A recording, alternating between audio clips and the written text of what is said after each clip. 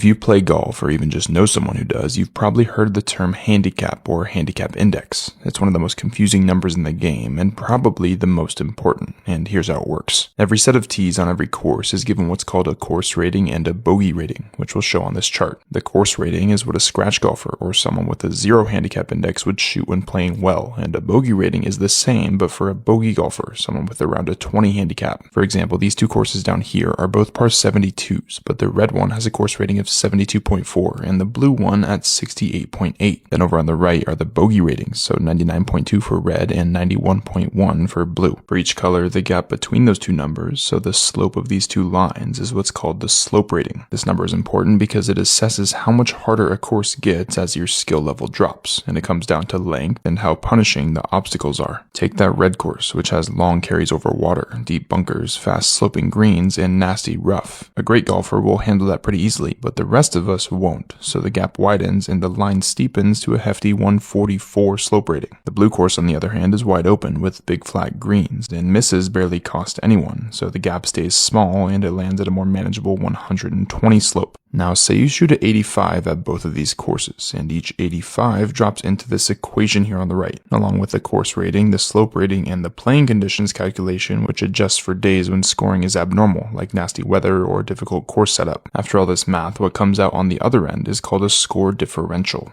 one number that measures how well you actually performed with the difficulty of the course already accounted for. So at the red course, your 85 becomes a differential of 9.9, and at the blue one, the same 85 becomes a 15.3 differential. Identical scores, sure, but the system knows one round was much better than the other. Each time you post a round, it gets converted into this differential, and as they stack up, the system takes your best 8 differentials from your last 20 rounds, highlighted in blue here, and averages them to create your handicap index, essentially assigning a grade to your potential as a golfer. Plus, there are built-in safeguards to limit extreme movement or when a player has an exceptional round. This single number may be the most important one in golf, not for bragging rights, but because the integrity of the whole game sits on top of it. Thanks to the World Handicap System, I can show up anywhere in the world, meet a total stranger, and play a genuinely fair match. It would be like if basketball had a system that told you exactly how many points you would need to start for a fair game to 11 against LeBron. Nearly 4 million American golfers have a handicap index, and this histogram shows the percent of men and women with handicaps in these 5-stroke bands along the bottom, with men in red and women in blue.